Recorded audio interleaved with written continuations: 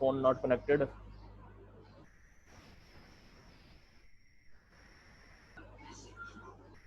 आया मेरा आया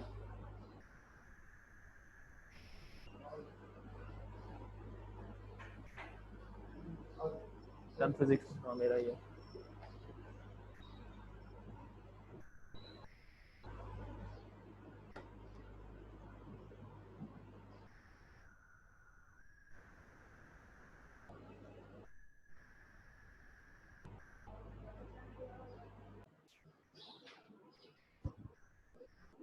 Bismillahirrahmanirrahim.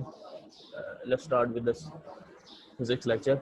In today's lecture, we will discuss about simple example of simple pendulum, and after that, we will discuss about damped oscillation. Will be the next topic. Okay. So, जितने भी questions वगैरह थे आप लोगों के ये मतलब स्मॉल एल क्या चीज़ रिप्रेजेंट करता है और 2 पाई किस वजह से है और टी किस वजह से आया, तो वो एग्जांपल के अंदर भी बहुत सारी चीज़ें क्लियर हो जाएंगी. ठीक है.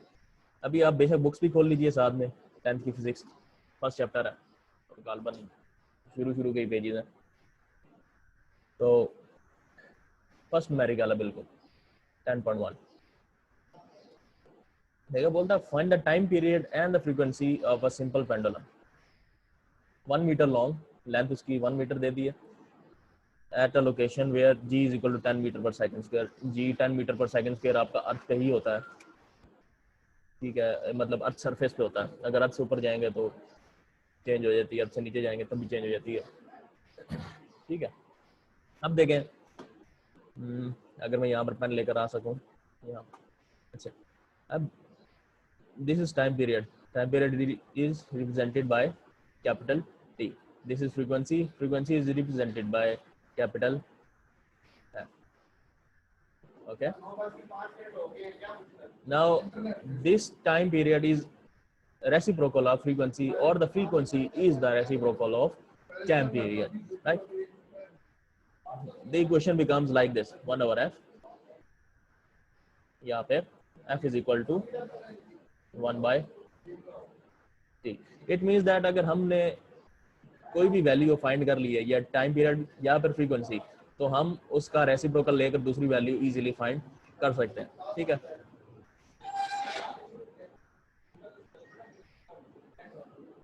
ओके. नाउ इसके अलावा और कौन सा, मतलब जो हमने फाइंड करना वो क्या है, टाइम पीरियड या फिर फ्रीक्वेंसी. हम इन दोनों में से कोई एक चीज फाइंड कर सकते हैं शुरू में ही. लेकिन अब देखें हमारे पास फार्मूला था t is equal to 2 pi under root L over G. ठीक है. अब उसमें हमारे पास टाइम पीरियड गिवन है, फ्रीक्वेंसी नहीं गिवन है, तो हम क्या करेंगे, टाइम पीरियड फाइंड कर लेंगे, उसके बाद उसी का रेसिप्रोकल लेकर फ्रीक्वेंसी फाइंड कर लेंगे.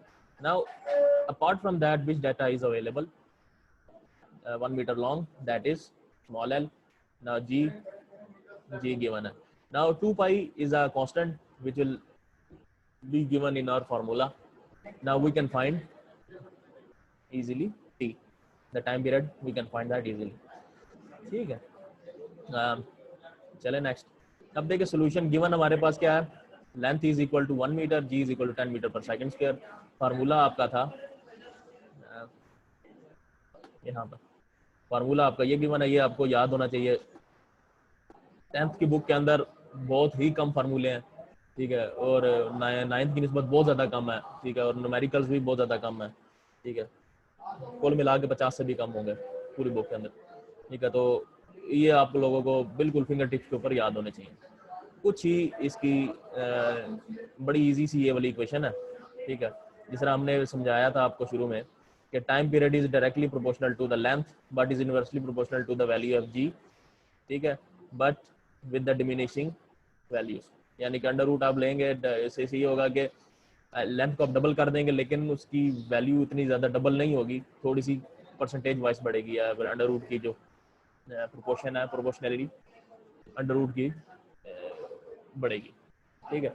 अब देखें लेंथ की 1 मीटर है वैल्यू, हमने लेंथ की वैल्यू 1 मीटर पुट कर दी. जी की value 10 metre per second square थी, टी की वैल्यू हमने ये पुट कर दी 2 पाई.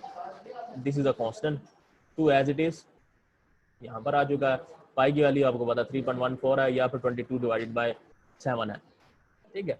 आप इवन कैलकुलेटर के ऊपर इसको सारा का सारा ये कैलकुलेशन कर दें, ठीक है। इसको स्टेप बाय स्टेप करने की अब जरूरत नहीं है, क्योंकि 10th क्लास में आप आ गए, आप इसको डायरेक्ट यहीं से कर सकते हैं, ठीक है।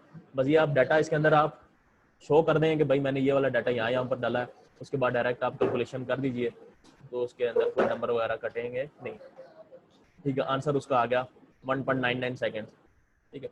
अब देखें आपके पास ये क्या चीज़ है, टाइम पीरियड या फिर capital T, which can be shown as capital T. Now जिस तरह हमने शुरू में बात की थी कि कैपिटल टी या time period is the reciprocal of frequency and the frequency is reciprocal of time period. अगर इसी टाइम पीरियड को मैं 1 आवर कर दूं, यानी कि 1 आवर 1.99, यहाँ पर देखें अगर आप, ठीक है, तो ये 0.5 बन जाता है ऑलमोस्ट। 0.5 से थोड़ा सा कम होता है, लेकिन इसने राउंड ऑफ करके लिया हुआ, क्योंकि 1.99 उसने एज अ 2 ले लिया, तो 1/2 इज इक्वल टू 0.5। पॉइंट आपको शायद नजर नहीं आएगा, बहुत छोटा, ठीक है, is equal to 0.5, that will be your frequency, ठीक है। Half a time period is equal to 0.5, ठीक है। अब इससे इस इंफॉर्मेशन से हमें क्या पता चलता है कि उसकी फ्रीक्वेंसी का मतलब ये है कि वो 2 सेकंड के अंदर ऑलमोस्ट एक वेव पास कर रहा है, यानी कि उसकी जो एक वेव है, ये कंप्लीट साइकिल है, यहाँ से लेकर यहाँ तक उसका जो टाइम है दैट इज 2 सेकंड। अब देखें 0.5 हर्ट्ज, इसका ये मतलब है कि आधा हर्ट्ज उसका। अब देखिए हमने बात की थी कि 1 सेकंड के अंदर कितनी वेव्स गुजरेंगी, that would be its frequency, ठीक है। तो यहाँ से लेके यहाँ तक 1 सेकंड बन जाता है, ठीक है, that is 1 second, but you can see here that half of a wave,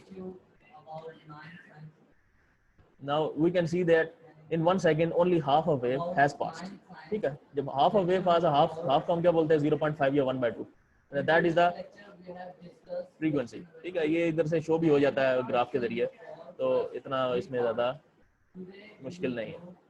फिर भी अगर कोई क्वेश्चंस वगैरह हैं आपके इस मामले में, तो आप अपने साथ नोट करके रख लीजिए, मैं आपको इस क्लास के एंड पर क्वेश्चंस दे देता हूँ, ठीक है। I hope